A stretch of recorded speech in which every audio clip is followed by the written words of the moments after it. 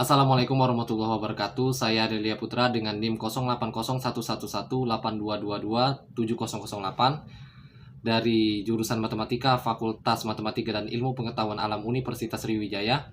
Pada video ini saya akan membahas mengenai tugas yang diberikan dalam mata kuliah Praktikum Pengantar Teknologi Informasi. Baik, langsung saja saya akan membahas soalnya. Yang pertama yaitu soalnya, carilah biodata 20 teman di kelompok 2 meliputi nama, agama, jenis kelamin, tahun lahir, usia, asal daerah, serta hobi. Lalu filter berdasarkan asal daerah. Jadi ada dua permintaan. Yang pertama kita mencari biodata teman-teman di kelompok 2 yaitu kelompok saya sendiri.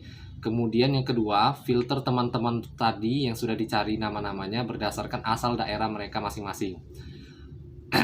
Ini sudah terpenuhi permintaan soal yang pertama, yaitu biodata teman-temannya sudah ada, meliputi nama, agama, jenis kelamin, tahun lahir, dan seterusnya. Dan ini ada 20 nama atau 20 data. Oke, sudah terpenuhi. Kemudian yang kedua yaitu filter berdasarkan asal daerah. Nah, sekarang kita ingin memfilter nama-nama teman ini berdasarkan asal daerah mereka. Caranya bagaimana? Yaitu kita blok tabel asal daerah ini, ya. Kita blok terlebih dahulu. Kemudian kita menuju ke tab editing. Lalu kita klik icon sort and filter seperti pada video. Kemudian kita klik filter. Nah, lalu pada heading asal daerah atau di atas ini, ya, di heading ini muncul tanda panah ke bawah yang ini. Seperti pada video, lalu kita klik. Nah, lalu akan muncul di sini kita mau filter teman berdasarkan daerah. Nah, ini kondisinya sekarang terselect semua. Jadi semua nama teman dan ya semua nama teman itu terlihat ya dari berbagai daerah. Sekarang di sini kita misalkan akan melihat nama teman yang berasal dari daerah Palembang saja. Kita hapus terlebih dahulu centangnya, lalu kita klik Palembang, kita klik centang, lalu kita klik OK. Nah, lalu selanjutnya ini muncul nama-nama teman yang berasal dari daerah Palembang. Ini nama-nama temannya ada 5 orang ya. Selanjutnya misal lagi kita akan memfilter teman-teman yang berasal dari daerah Palembang, Pekanbaru, Riau, Pematang Siantar, serta Musirawas misal.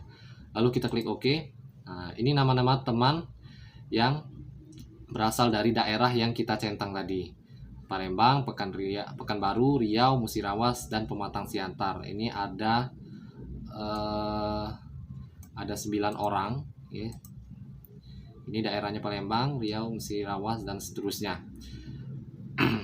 Baik, itu untuk nomor 2 sudah jelas menurut saya ya. Jadi 2 permintaan sudah terpenuhi untuk filter tadi ya. Kemudian kita kembalikan lagi ke asal, select all, lalu klik OK. Nah, ini untuk mengembalikannya ke awal ya. Ini datanya kembali seperti semula. Jadi untuk nomor 2 sudah clear. Lanjut kita ke nomor 3. Di soal nomor 3 yaitu perintah soalnya, silakan cari formula yang ada di Excel selain dari modul minimal 10 dan berikan contohnya. Ini tadi sudah saya isi, mohon maaf saya hapus.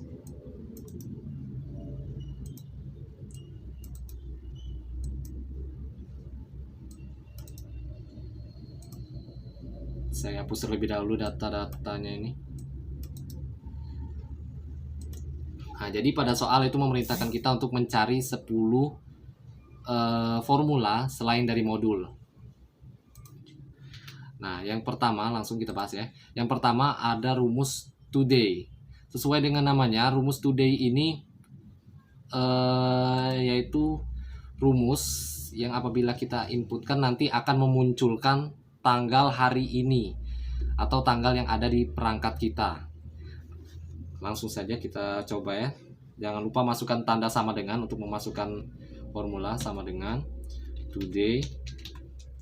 Lalu jangan lupa kasih tanda buka kurung dan tutup kurung. lalu klik enter. Nah, lalu akan muncul tanggal pada hari ini, yaitu tanggal 27 bulan 10 tahun 2022. Nah, itu untuk today, yaitu memunculkan tanggal hari ini, formula yang berfungsi untuk menunjukkan tanggal hari ini ya. Nah, selanjutnya ada formula day. Day ini berfungsi untuk mengambil tanggal hari dari sel target. Nah, saya contohkan di sini mengambil tanggal hari dari sel target. Di sini kita misalkan sel targetnya itu yang ini tadi yang sudah saya buat sebelumnya. Oke, langsung kita mulai ya. Contoh ya, sama dengan day buka kurung serial number, yaitu sel target ya, kita klik ini. Kemudian kita tutup kurung, lalu yang terjadi adalah ya. Nah, itu muncul tanggal hari, yaitu tanggal 27. Jadi fungsi day itu untuk memunculkan tanggal hari pada sel target. Kemudian fungsi yang ketiga itu ada month ya. Ini untuk memunculkan bulan, maksudnya mengambil bulan dari sel target. Nah, jadi di sini hampir mirip dengan fungsi day. Yang pertama kita masukkan tanda sama dengan, lalu kita klik month, lalu kita masukkan, ketikkan tanda buka kurung, kemudian kita klik sel target. Lalu apa yang terjadi, yaitu ya muncul angka 10 ya, sesuai. Jadi dari sel target itu bulannya tertera 10, kemudian ketika kita masukkan formula tadi ya muncul 10. Jadi benar. Begitu juga selanjutnya dengan fungsi keempat, yaitu year. Ini sama ketiga fungsi ini. Jadi tinggal masukkan saja sama dengan year, buka kurung, klik sel target A6 ya, yaitu sel A6, tutup kurung, lalu kita klik enter. Ya, year-nya 2022. Jadi hampir sama ya, day, month, dan year ini. Ketiga fungsi ini sangat berguna sekali untuk mencatat tanggal pembelian yang dilakukan oleh pelanggan ya. Misal pelanggan A berbelanja pada hari apa, pada bulan berapa, atau pada tanggal berapa, yang di tanggal harinya berapa, itu ya. Nah, selanjutnya yang kelima itu ada fungsi find. Find di sini itu fungsinya untuk mencari urutan kata pada suatu sel target, urutan suatu kata pada suatu sel target. Nah, jadi misal kita ingin mencari urutan kata E, kita mesti sama dengan find. Nah, find text. Nah, di sini kita akan mencari huruf E. Jangan lupa kalau kita mau memasukkan huruf ke dalam suatu formula, kita awali dengan tanda kutip 2 maksudnya. Kemudian yang ingin kita cari yaitu huruf E. Kemudian kita tutup lagi dengan tanda kutip. Ini permintaan formulanya ya. Yang pertama itu find text. Nah, di sini find text kita akan mencari huruf E. Kemudian yang kedua itu permintaannya itu within text ya. Yang berarti E ini mau dicari di sel target yang mana, atau sel target ya. Within text ini sel target. Jadi kita mau mencari huruf E di sel yang mana. Nah, di sini saya misal itu yang paling dekat aja ya. Yang paling dekat yaitu sel C12, kita klik. Oke. Kemudian selanjutnya start number. Nah, start number ini artinya itu kita mau mulai mencari huruf E pada urutan huruf keberapa. Nah, jadi saya misal di sini saya akan mulai mencari huruf E pada urutan pertama, yaitu dimulai dari huruf N di sini ya. Nah, kita tutup kurung lalu kita klik enter. Lalu di sini akan ketemu angka 7. Artinya apa? Huruf E ini berada pada urutan ke-7 pada kalimat nama depan ini, pada sel ini. Ya, kalau kita hitung manual, kita coba ya, benar atau tidak urutan ke-7 huruf si E ini. 1, 2, 3, 4, spasi juga dihitung. 5, 67. Ya benar. Jadi huruf E ini berada pada urutan ke-7 di sel C12. Nah, lalu kita uji coba lagi. Lalu apa yang terjadi kalau start number-nya itu melebihi dari angka E itu sendiri? Misal kita mau mulai mencari huruf E pada angka ke-8. Logikanya saja kalau kita mau mencari huruf E tapi dimulai dari angka 8 ya, maka kita tidak akan pernah menemukan huruf E karena pada urutan ke-8 itu huruf B, ke-9 itu huruf A, ke-10 itu huruf N dan tidak ada huruf E. Ya, sehingga ya fungsi ini tidak menemukan value atau nilai yang kita inginkan. Ya nilainya tadi si E tidak akan ditemukan bila kita mulai mencari dari urutan huruf ke-8. Kita enter ya. Nah, di sini tidak ditemukan value-nya atau nilai yang kita kehendaki tidak ditemukan. Tapi kalau kita mau mencari dari urutan ke-5 atau urutan ke-4 alias dari huruf A, ya, kita masih bisa menemukan huruf E, ya. Ya kalau kita mulai mencarikan dari kiri ke kanan, N, A, M, A, spasi, D, E. Nah, ketemukan dengan huruf E, itu logikanya ya. Nah, sehingga kalau kita mulai dari urutan ke-4, ini masih tetap bernilai, yaitu tetap value-nya yaitu 7. E akan berada pada urutan ke-7. Ya. Nah, jadi ini kurang lebih kegunaan dari fungsi find. Find ini lebih tepatnya bukan mencari kata, tapi lebih tepatnya itu mencari urutan kata dari sel target. Misal kita mau cari E tadi kan di sel C12 ya. Oke, itu untuk fungsi find. Selanjutnya yaitu ada fungsi concatenate. Fungsi concatenate ini yaitu untuk menggabungkan isi dari 2 sel atau lebih. Ya, jadi bisa isi dari 3 sel bisa digabungkan, isi dari 4 sel bisa digabungkan ya. Jadi isi sel, bukan sel yang digabungkan, tapi isinya. Kalau menggabungkan sel itu kita bisa pakai fitur merge and center ini. Tapi concatenate ini yaitu untuk menggabungkan isi sel. Oke, kita langsung lihat saja penerapannya bagaimana. Masukkan tanda sama dengan concatenate. Jangan lupa buka kurung. Lalu kita masukkan teks 1.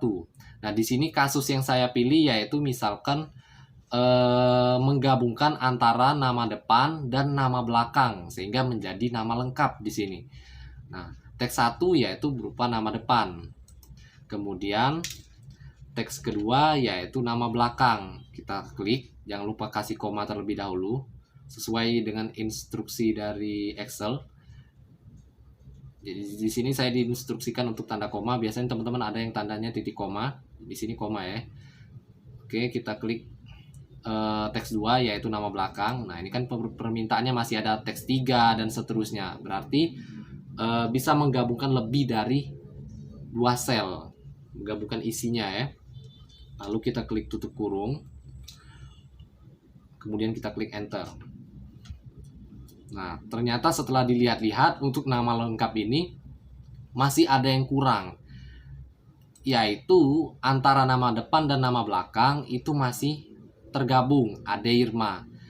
Seharusnya ada pemberian spasi atau pemisah antara nama depan dan nama belakang.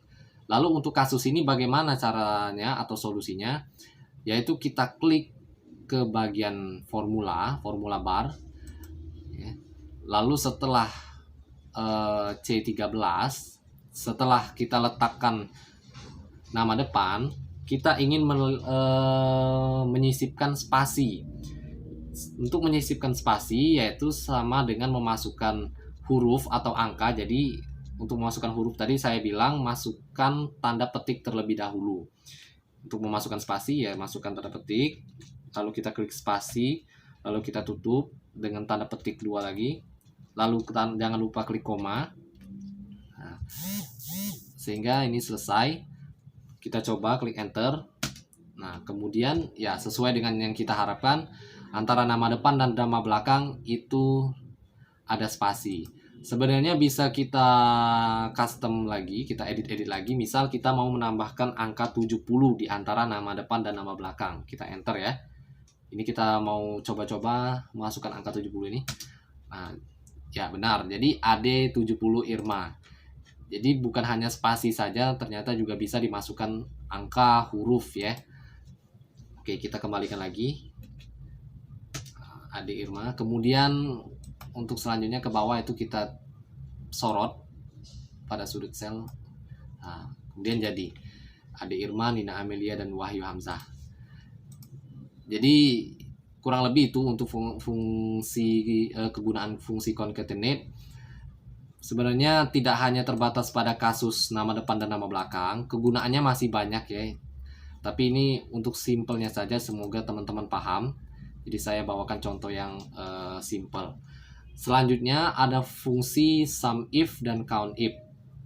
Seperti nama katanya, SUMIF itu jumlahkan jika, dan COUNTIF itu hitunglah jika.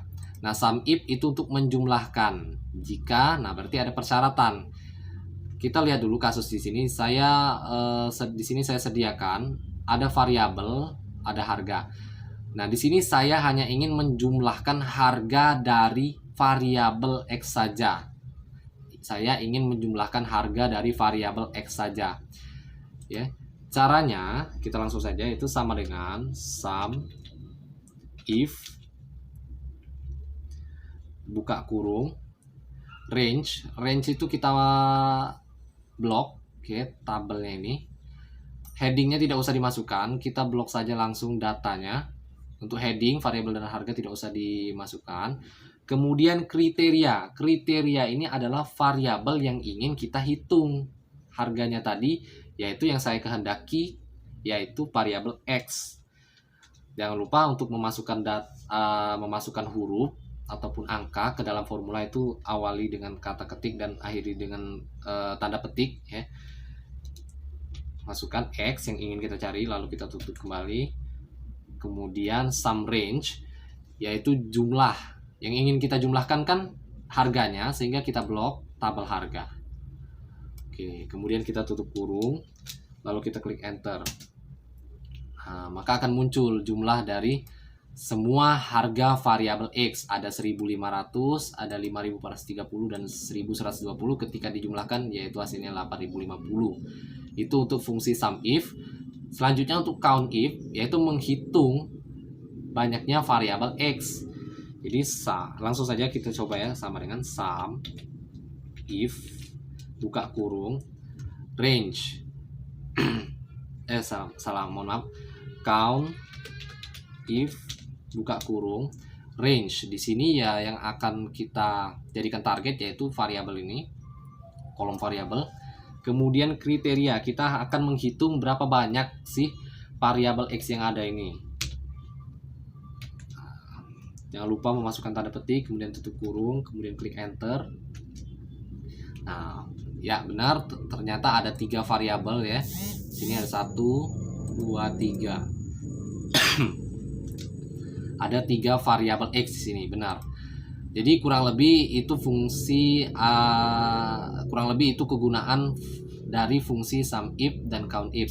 Sebenarnya juga ini tidak terbatas pada variabel dan harga, sebenarnya masih banyak lagi kegunaan dari SUMIF dan COUNTIF. Seperti sebelumnya, saya berikan contoh yang simpel saja agar teman-teman mudah dalam memahami penggunaan fungsi SUMIF dan COUNTIF ini. Dan yang 2 fungsi terakhir yaitu ada fungsi floor dan fungsi ceiling. Ini sama-sama fungsi untuk membulatkan bilangan ya. Floor itu membulatkan bilangan ke bawah sesuai dengan signifikansi yang ditentukan. Kemudian ceiling itu lawannya atau kebalikannya, yaitu membulatkan suatu target ya. Bulatkan suatu angka atau target sel ke atas, jadi membulatkan ke atas sesuai dengan signifikansinya. Jadi signifikansi itu bagaimana ya, langsung kita ke contohnya. Jadi kita ke fungsi floor terlebih dahulu. Masukkan rumusnya sama dengan floor buka kurung. Lalu kita di sini ingin membulatkan harga buku, number, lalu kemudian kita klik koma. Kemudian di sini kita dimintai signifikansi. Jadi kalau mau melakukan pembulatan kan itu ada pembulatan ke satuan terdekat, ke puluhan terdekat, ke ratusan terdekat, dan ke ribuan terdekat. Atau custom, bisa kita sesuai dengan kita yang inginkan, atau misal kelipatan 5, kelipatan 2, kelipatan 3 ya. Nah, di sini saya misalkan ingin membulatkan ke puluhan terdekat, puluhan ke bawah ya, karena dia floor, puluhan bawah terdekat. Nah, kita masukkan 10 karena puluhan, sama dengan, lalu kita klik enter. Nah, ya benar, puluhan ke bawah terdekat yaitu 90 dari 4999. Lalu kita sorot ke bawah. Ya, ini berlaku juga untuk data-data ke bawahnya. Jadi benar, fungsi floor itu membulatkan suatu bilangan atau suatu sel target ke bawah sesuai dengan permintaan yang kita inginkan. Misal membulatkan ke puluhan terdekat, ratusan terdekat, atau ke kelipatan 3, kelipatan 5, dan seterusnya. Selanjutnya itu fungsi sailing. Bedanya dengan fungsi floor yaitu ya kalau sailing ini membulatkan ke atas. Oke, langsung saja kita masukkan rumusnya. Sama dengan sailing buka kurung number, itu kita klik, misal kita ingin membulatkan harga buku lagi. Signifikansinya yaitu kita sama seperti sebelumnya, saya ingin membulatkan ke puluhan terdekat atau puluhan atas terdekat. Lalu kita tutup kurung, lalu kita klik enter. Ya benar, dia akan membulatkan ke 5000. Jadi dari 4999 puluhan terdekatnya yaitu 5000. Ya benar, lalu kita sorot ke bawah. Oke, asalnya 5000, 3000, dan 4000 berlaku juga untuk bawah. Mungkin sekian untuk soal nomor 2, yaitu 10 formula. Sebenarnya banyak formula di Excel ya, jadi bukan terbatas pada ini saja. Fungsi floor dan sailing, ada sum if, count if ya, yang saya bahas ini ada concatenate, find, today, day, month, and year. Oke, itu untuk soal nomor 2 saya rasa cukup. Kemudian kita lanjut ke soal nomor 4. Nah, soal nomor 4 ini lumayan. Jadi soalnya yaitu buatlah data penjualan toko minimal 15 pelanggan. Maaf, saya hapus sebentar ini. Ada data yang sudah terisi. Oke. Jadi saya ulangi, buatlah data penjualan toko minimal 15 pelanggan. Isi nama pelanggan, nama produk, harga satuan produk. Kemudian permintaan yang selanjutnya itu buatlah cara mengisi nama pelanggan dan nama barang menggunakan fungsi VLOOKUP. Yang kedua, cari total penjualan barang per item dan total penjualan hari itu. Yang ketiga, carilah rata-rata besar penjualan. Yang keempat, barang apa yang paling mahal dan barang apa yang paling murah terjual. Yang kelima, lalu buatlah siapa yang membeli di atas harga yang ditentukan. Misal belanja di atas 100.000 akan mendapat diskon 15%. Lalu selanjutnya yang terakhir, buatlah cara penggunaan VLOOKUP untuk data ini. Nah, jadi di sini yang pertama ya, kita ke permintaan pertama. Jadi data penjualan terlebih dahulu ya. Data penjualan toko minimal 15 pelanggan. Oke, ini saya sudah buat 15 baris ya, yang nantinya akan diisi dengan nama pelanggan. Selanjutnya di sini ada nama produk sudah saya siapkan untuk nama produk, nama pelanggan ya. Kemudian harga satuan produk sudah saya siapkan ini di sini semua. Meliputi data pelanggan, data produk ya. Jadi sudah saya penuhi untuk permintaan yang itu. Kemudian yang kedua, buatlah cara mengisi nama pelanggan dan nama barang menggunakan fungsi VLOOKUP. Nah, untuk menggunakan fungsi VLOOKUP, VLOOKUP sendiri itu adalah fungsi vertikal ya. Jadi di sini kita akan menggunakan tabel vertikal sebagai tabel referensi. Oke, langsung saja kita ke penerapannya. Sama dengan untuk mengisi nama pelanggan menggunakan VLOOKUP, itu kita klik sama dengan ya, VLOOKUP buka kurung lookup value. Nah, jadi di sini yang akan dijadikan patokan atau kode ya, yaitu nomor pembelian. Nah, jadi untuk mengisi nama pelanggan itu kita harus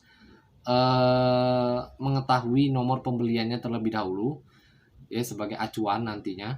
Selanjutnya table array yaitu tabel referensi kita blok ya untuk data pelanggan. Oke. Lalu jangan lupa klik tombol F4 untuk mengunci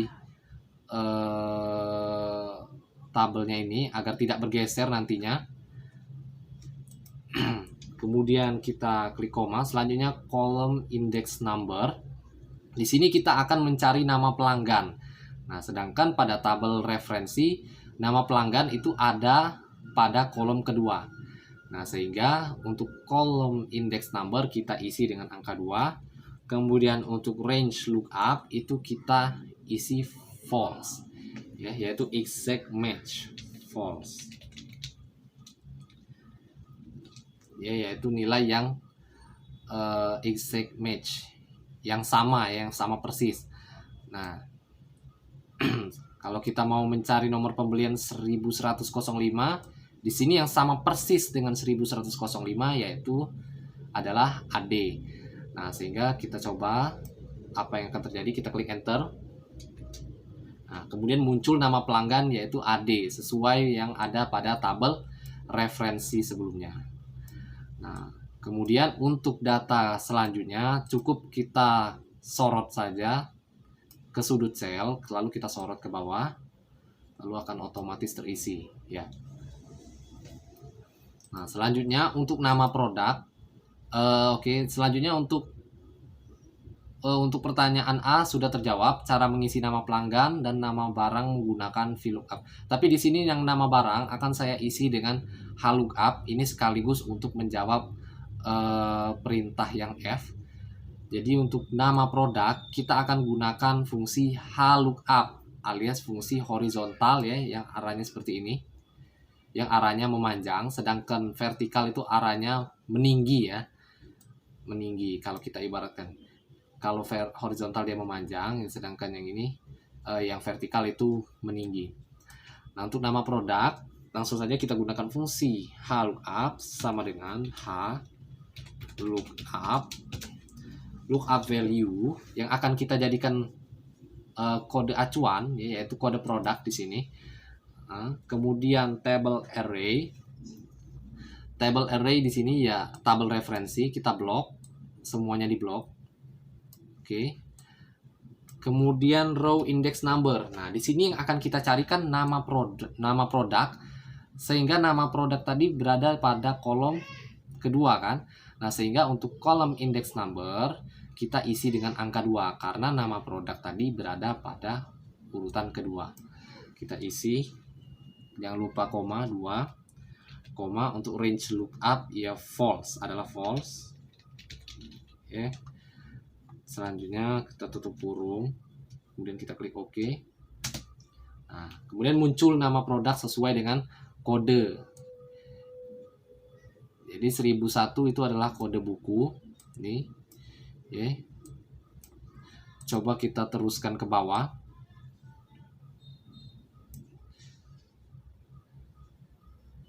Oh, ada kesalahan. Oh ya maaf, saya lupa mengunci selnya. Nah, saya lupa mengunci tabelnya sehingga datanya bergeser tadi sehingga tak terbaca fungsinya. Kita kunci terlebih dahulu F4, klik F4. Maaf, ini kita klik F4 ya, kemudian kita klik enter, lalu kita sorot ke bawah ya, muncul datanya ada buku, pena, penghapus sesuai dengan kode produk.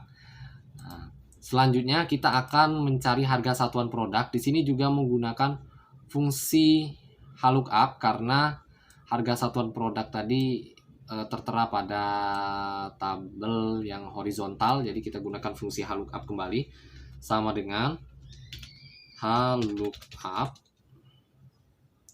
buka kurung lookup value masih berpatokan pada kode produk ya.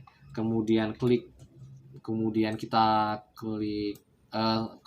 blok tabel referensi, kita blok semua, kita klik koma, lalu row index number, karena yang dicari adalah harga satuan produk, maka kita cari terlebih dahulu posisi harga satuan produk pada tabel referensi. Nah, harga satuan produk pada tabel referensi yaitu berada pada urutan ketiga. Sehingga untuk row index number kita isi dengan angka 3. Lalu untuk range lookup itu false. False. Karena kita ingin mencari nilai yang benar-benar sesuai. Ya, kalau di situ kode produk 1001 berarti yang data yang sama dengan 1001 tadi, yang benar-benar sama. Ya, kalau kita isi dengan true yaitu approximate, pendekatan. Takutnya nanti yang data yang 1002 itu keikut ke 1001. Itu untuk true dan false tadi. Oke, kita kembali lagi ke harga satuan produk. Setelah kita masukkan formulanya, kita klik enter. Nah, untuk harga satuan produk itu muncul. Kemudian untuk data seterusnya cukup kita sorot saja ini. Oh ya, saya lupa lagi. Untuk mengunci range-nya ini, mengunci table array-nya ini, kita kunci. Oke, lalu kita klik enter. Maaf, saya lupa lagi. Lalu untuk data ke bawah dan data seterusnya itu kita cukup sorot saja. Nah, perhitungan akan dilakukan secara otomatis ya. 4000, 3000 dan seterusnya. Nah, lalu untuk banyaknya produk ini bergantung pada nomor akhir dari pembelian. Nomor akhir dari pembelian. Nah, ini nomor pembelian. Kalau nomor pembeliannya 5, yang di akhirnya 5, berarti kita misalkan di sini AD ya. Nah, untuk nomor pembelian si AD ini akhirnya itu angka 5. Artinya AD membeli buku sebanyak 5 buah. Nah, jadi untuk menghitung banyaknya produk, kita gunakan fungsi write. Ya. Ini sudah dijelaskan di modul, makanya tidak saya cantumkan di soal 3 sebelumnya. Jadi kita masukkan fungsi write sama dengan write.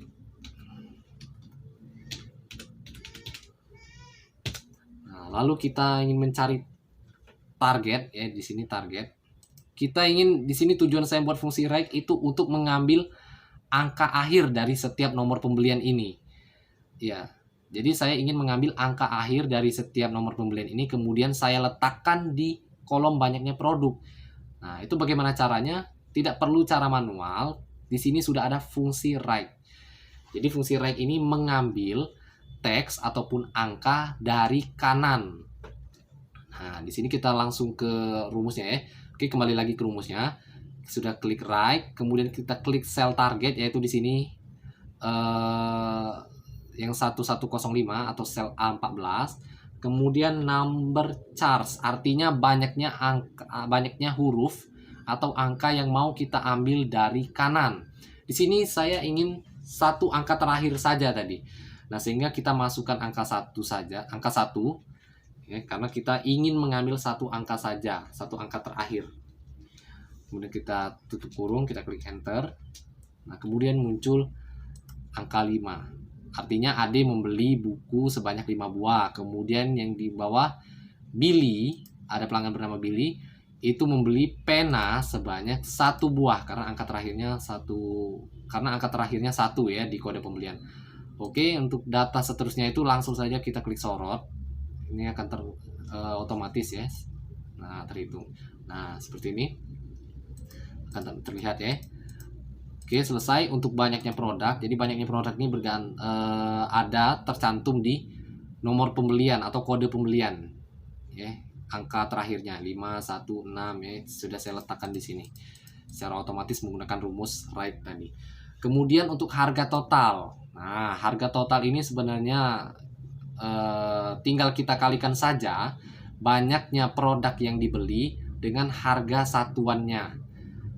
Sehingga kita menggunakan rumus dasar sama dengan klik sel banyaknya produk, kemudian kita kalikan dengan sel harga satuan produk, kemudian kita klik enter.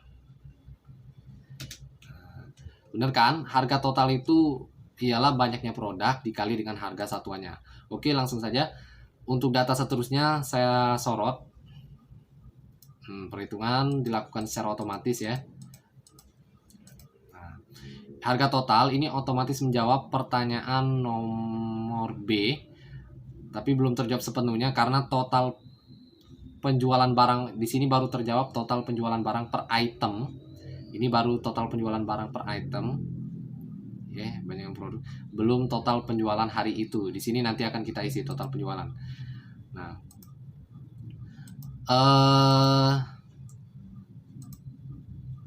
ini saya klik hijau dulu ya yang sudah terjawab. Hijau. Ini juga hijau. Oke. Per item baru ya hijau. Nah, oke, biar tidak bingung. Nah, selanjutnya kita mencari harga total ya. Apabila setelah didiskon 15%, ini akan menjawab pertanyaan E ya. Jadi di sini sudah saya buat ya. Catatan pelanggan akan mendapat diskon bila total belanja lebih dari 18.000. Nah, lalu bagaimana caranya? Apakah kita harus manual? Tidak. Di sini saya gunakan fungsi logika if. Oke, biar tidak bingung langsung saya contohkan penggunaan fungsinya. Jadi pelanggan akan mendapatkan diskon apabila belanjanya lebih dari 18.000. Berapa diskonnya? Ialah 15%. Oke, kita masukkan rumusnya langsung sama dengan if buka kurung logical test ya. Angka yang akan kita atau sel target di sini. Nah, kita lihat harga total di sini 20.000. Nah, ini target kita kan, kita akan melihat dulu 20.000 ini sudah dapat diskon atau belum. Nah, itu yang dimaksud logical test tadi ya. Kemudian klik koma.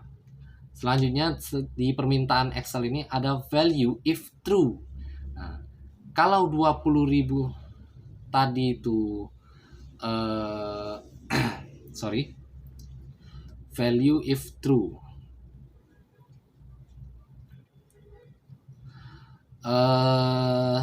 Oh ya, logical test, maaf.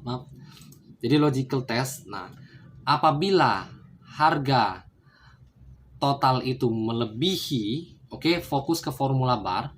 Apabila harga total ya, itu di sel G14, harga total itu melebihi dari 18.000, maka kalau dia lebih dari 18.000 atau value if true, kalau dia benar lebih dari 18.000, maka akan diberikan diskon. Nah, rumus diskon ini perlu kita buat. Rumus diskon ya, atau harga barang setelah didiskon, yaitu harga normal dikurang besarnya diskon dikali harga normal. Ini titik ini harga normal. Jadi harga barang setelah diskon yaitu harga normal dikurang besarnya diskon dikali harga normal. Oke, harga normal di sini ialah G14 tadi ya. G14 harga normalnya kan. Kemudian dikurang. Nah, diskonnya kan sebesar 15%. Kita ubah ke dalam bentuk desimal agar bisa terbaca oleh formula. Oke, 0,15. Klik tanda kali 0,15 dikali G14 ya, dikali harga normal. Nah, belum selesai. Nah, ini value if true. Ini baru value if true. Jadi kalau memang benar harga totalnya lebih dari 18.000, maka dia akan mendapatkan diskon. Ini nanti akan terhitung berapa harga setelah didiskon. Namun jika dia tidak mendapatkan diskon atau di sini value if false, maka nilainya akan tetap, yaitu G14 itu sendiri. Ya tidak berubah, tetap G14. G14 tadi tetap G14. 20.000 tadi tetap 20.000. Begitu. Kita klik enter. Nah, di sini akan dilakukan perhitungan secara otomatis apabila dia dapat diskon maupun tidak mendapatkan diskon. Coba kita sorot ke bawah. Nah, karena oke, kita perhatikan dulu. Untuk 20.000 kan lebih besar dari 18.000 sehingga dia dapat diskon. Ya, nah, harganya menjadi 17.000. Oke, kita untuk data seterusnya kita sorot ke bawah. Nah, kemudian perhitungan akan dilakukan secara otomatis. Nah, kemudian untuk pelanggan yang kedua itu Billy, itu tidak mendapatkan diskon karena harga totalnya tidak mencapai atau harga totalnya ini tidak melebihi 18.000. 18.000, sehingga dia tidak mendapatkan diskon. Nah, atau harganya di sini tetap ya sesuai dengan perintah dari fungsi logika yang saya buat tadi. Oke, dan begitu juga untuk data seterusnya. Ini 36.000, diskon menjadi 30.600, kemudian 31.500 menjadi 26.775. Oke, selanjutnya untuk rata-rata penjualan. Nah, jadi rata-rata penjualan cukup mudah, tinggal kita masukkan. Oh ya, untuk harga total diskon ini sudah kita jawab ya. Oh sorry, kita klik hijau. Nah, jadi di sini kan kelihatan siapa yang dapat diskon. Nah, ini yang harganya kurang. Nah, selanjutnya untuk rata-rata penjualan kita jawab ya pertanyaannya. Permintaannya ini nomor C, rata-rata besar penjualan. Cukup mudah, caranya itu sama dengan ketikkan rumus average, buka kurung, lalu kita hitung range atau rentang yang ingin kita hitung rata-rata. Ini kan semuanya ini adalah penjualannya. Lalu untuk menghitung rata-ratanya kita blok semua. Lalu jangan lupa berikan tanda tutup kurung, enter. Ya, rata-ratanya yaitu 13.420 dan seterusnya. Itu untuk rata-rata. Oke, sudah kita jawab. Selanjutnya ada total penjualan ya, yang B ini.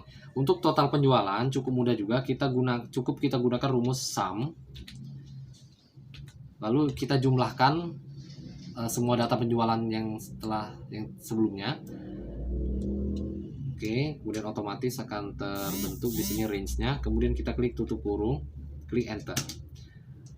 Jadi total penjualan yaitu 214.775. Itu untuk total penjualan. Oke, jadi untuk total penjualan itu sudah kita jawab. Selanjutnya, oh ya, yang ini juga sudah terjawab tadi. Selanjutnya, barang apa yang paling mahal dan barang apa yang paling murah terjual. Di sini yang paling mahal terjual yaitu ada pada buku. Ya, sebenarnya ini bisa pakai minimum dan maksimum. Jadi untuk barang paling mahal itu sama dengan max.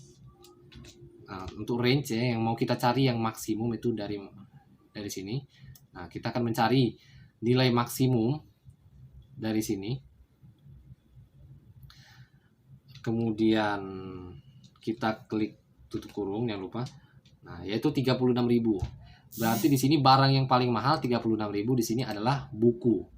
Ya, kemudian untuk barang yang paling murah terjual min atau minimum dari range, sama dengannya, kelupaan, sama dengan min number one. Oh ya, kita klik rentang yang ingin kita cari nilai minimumnya, lalu kita klik enter, tutup kurung, jadi jangan lupa ya. Kemudian di sini didapat nilai 3.000, yang artinya di sini yang paling murah terjual adalah pena. Jadi yang paling mahal itu adalah buku dan paling murah adalah pena. Oke, sudah terjawab semua untuk soal nomor 2 dan soal nomor 3 dan soal nomor 4. Mungkin sekian dari saya. Semoga teman-teman yang menonton video ini dapat memahami penjelasan saya. Mohon maaf apabila ada salah kata. Saya akhiri. Wassalamualaikum warahmatullahi wabarakatuh.